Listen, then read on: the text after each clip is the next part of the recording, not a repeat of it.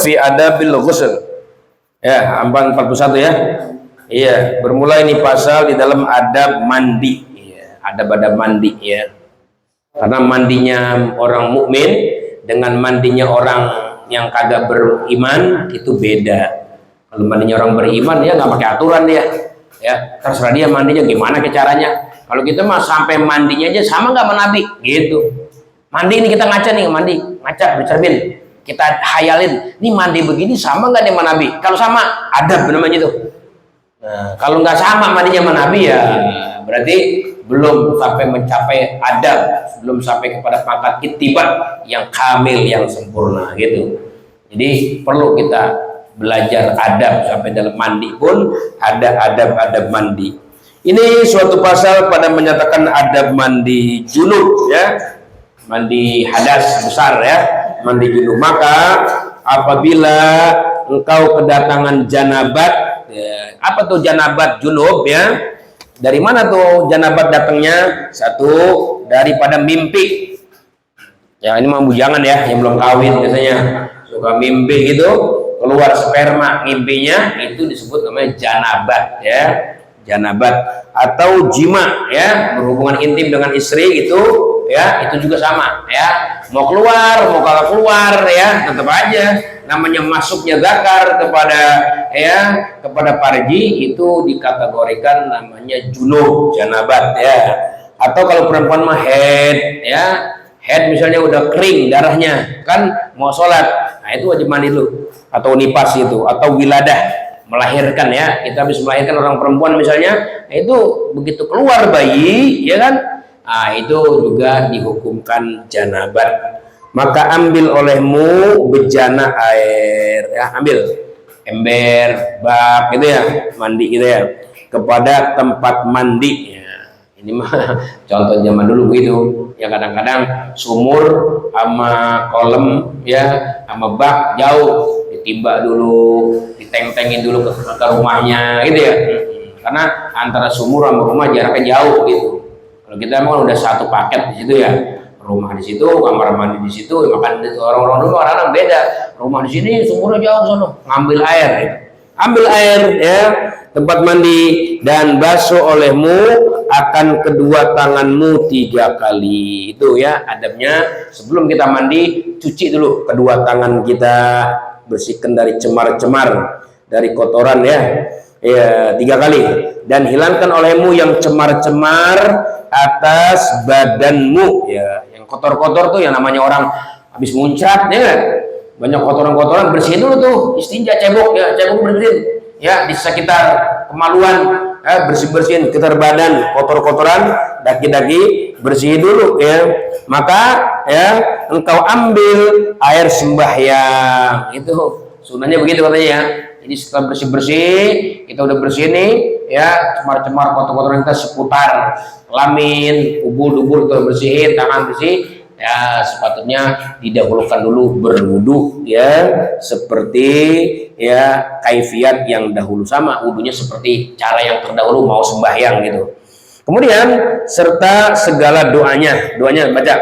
Maka apabila selesai engkau daripada mengambil air sembahyang itu, maka tuangkan olehmu akan air itu ke atas kepala 3 kali, serta engkau berniat mengangkatkan janabat atau barang sebagainya, seperti dikatanya nawaitu raf'al janabat begitu. Jadi kalau kita mandi itu bagusnya begitu ya, jadi bersihin dulu tangan, jadi kaki juga udah disiram-siram, jadi nggak kaget ya.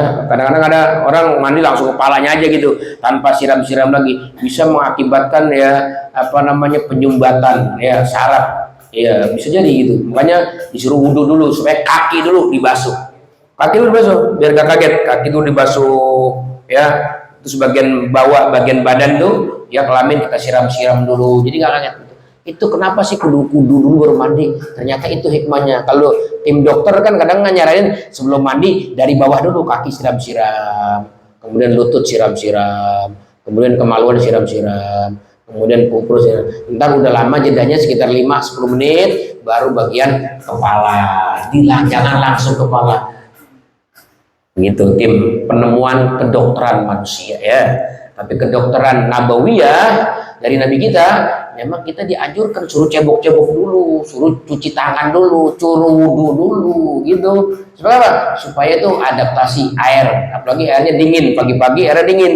Kita dalam tidur, ya kadang kondisi ya masih panas anggota badan kita, kepala kita. Itu ketika disiram dengan air yang dingin itu sangat berpengaruh buat kesehatan kita, gitu. Jadi itu adabnya, mendahulukan wudhu baru kita mandi, gitu ya. Nah, dan diantara adab-adab mandi, ya, diantara lagi sunnah ya, dalam kita mandi itu ada sedikit ya penutup di anggota badan kita, ya, apakah pakai celana dalam, pangsi, atau sarung itu, jangan panjang bulat, ya. Meskipun boleh aja telanjang bulat, tapi sebelum kita telanjang bulat, ada doa dari Nabi untuk menutup mata jin memandang pandangan kita. Ini kita ajarin nih amanah kita, ya, baik perempuan, laki, istri kita. Ketika kita mau melepaskan baju, jangan sampai ada makhluk halus jin memandang kita punya aurat. Itu doanya Bismillahirrahmanirrahim, la ilaha illa huwa. Bismillahirrahmanirrahim, la ilaha. Itu kalimat itu mampu menutup ya aurat kita dari pandangan mata jin kepada kita, gitu ya. Tapi kalau kita mau melakukan sebuah adab sunnah, bagusnya kita ada tutup-tutup ya, meskipun dengan celana dalam atau celana ya Hawaii ataupun pangsi ataupun sarung, begitu. Dan dalam mandi itu adabnya diantaranya adalah kita sunnah dalam keadaan berdiri. Kalau mandi berdiri sunnahnya, beda sama wudhu. Kalau wudhu sunnahnya duduk. Ya, tapi kalau mandi sunnahnya berdiri. Itu kalau mandi ya, sunnah itu. Kemudian dikatakan di sini, terus niat mandinya tuh, bukan niatnya, ya minimal dia nawaitu, ya niat mengangkat janabat pada anggota badannya, gitu. Maka dituangkan ya olehmu akan air ke atas pihak ya yang kanan. Setelah kepala baru siram arah kanan. Jadi mandi dari atas dulu diguyur nih, baru pindah ke sini nih, ke bagian kanan sini. Kemudian setelah itu maka ke atas pihak yang kiri, dari pundak ke kiri, pindah pundak kiri, itu disiramkan 3 kali ya.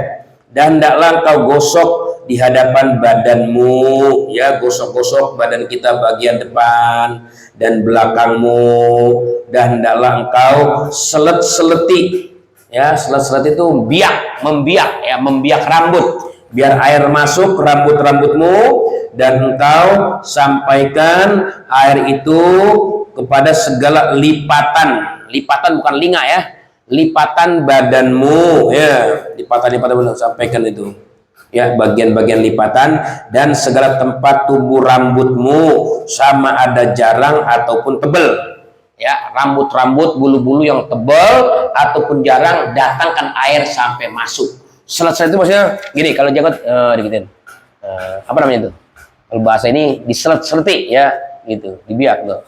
Nah, kumis masukin, bulu dari yang tebal, rambut ya, bulu ketiak ya, semua itu siram, jangan sampai ada tertinggal satu ruas pun ya, jangan sampai. Terutama kadang-kadang orang kalau mandi kadang-kadang bagian depannya disiram, sehingga ketika dia selesai mandi ini masih kering nih belakang telinga nih.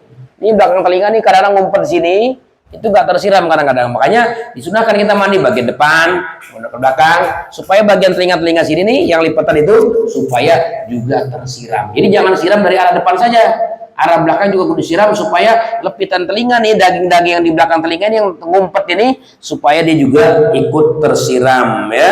Karena itu masih kategori ya untuk menghilangkan janabat sekujur tubuhnya, gitu.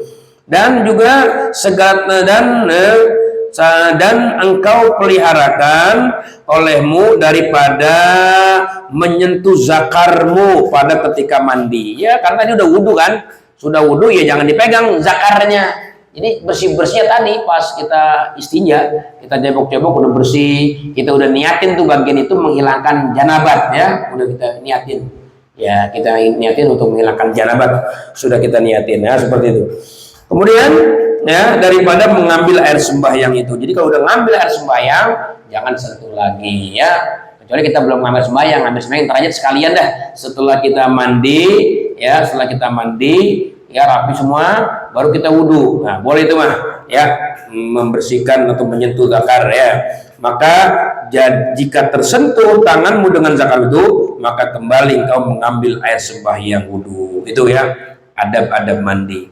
Ketahui olehmu bahwasanya yang tersebut di dalam kaifiyat mandi itu ada di dalamnya fardu dan ada di dalamnya sunnah ya. Kaifiyat mandi ada wajibnya, ada sunnahnya, ada adab-adabnya. Itu mandi ya. Di antaranya adab-adab mandi itu tadi ya, adab-adab mandi ya, berdiri, menutup aurat itu ya. Ada adab-adab mandi begitu. Wudu dulu baru mandi gitu ya. Itu. Nah di sini katanya dan bermula fardu mandi itu 2 perkara. Jadi mandi itu kewajiban cuma 2, wajib mandi. Kalau wudu kan 6. Fardu wudu ya, fardu 2 ada 6 ya. Kalau fardu mandi ada 2. Apa yang pertama? Pertama niat, kayak itu nawaitu rafal janabah. Nah, saya niat menghilangkan junub gitu. Kedua, membasuh sekalian badannya. Siram dah tuh sekujur badannya ya, dengan air, hilang udah jenabatnya gitu. Makanya dibilangin nih teman-teman ya, kalau kita ngajarin anak remaja atau siapa gitu, orang awam tuh, jadi kalau mandi itu kudu sampai rata dulu, rambut siram, badan siram udah rata nih, ya itu baru dihitung sekali tuh ya mandi. Baru sekali kan sunnahnya mandi itu 3 kali mandi. Jadi mandi yang pertama sempurnain dulu. Begitu udah sempurna, nggak ada pun satu ruas lubang jarum pun dari lubang badan kita yang nggak kesiram, semua udah kesiram. Itu namanya dihitung baru sekali. Nah, baru tuh kita pakai sampo, pakai sabun, gitu ya. Iya, pakai macam-macam tuh aksesoris mandi yang wangi-wangi gitu. Iya. Jadi kadang-kadang ada orang mandi, kadang-kadang belum sempurna mandinya, bagian belakang belum kesiram, ya, atau rambut belum seutuhnya. Udah pakai sampo aja, udah pakai sabun aja gitu. Nantinya tuh jadi nggak sempurna mandinya ya. Kenapa? Karena nantinya rambutnya itu jadi wangi, badannya itu jadi wangi. Ketika siraman air yang kedua nggak bisa menyempurnakan. Kenapa? Karena di badannya ada sesuatu yang merubah air datangnya ke anggota badan. Apa itu? Airnya jadi ngikut wangi gitu. Jadi jangan dulu pakai sabun, jangan dulu pakai sampo. Bersihin dulu secara sempurna, siram, baru pakai sampo, baru itu. Karena dia rukun mandi cuma 2, niat mandi menghilangkan junub, 2 ratakan sekujur badan kita dengan air. Jadi adapun sampo, sabun itu nggak masuk dalam kategori ya kefarduan mandi gitu. Adapun yang lain daripada 2 ini maka yaitu kategorinya sunnah jua, sunnah aja ya. Tetapi seyogianya bagi orang yang menjanjikan akhirat itu bahwa mengetahui akan segala yang sunnah pada segala ibadah itu. Jadi termasuk mandi ibadah itu ya. Iya, kita laksanakan yang sunnah-sunnahnya serta mengerjakan dia. Kenapa? Karena dengan kita menjalankan sunnah-sunnah maka semakin sempurnalah ya ibadah mandi kita begitu. Fasdun fi adai bertaimum wallahu a'lam bishawab. Alhamdulillah.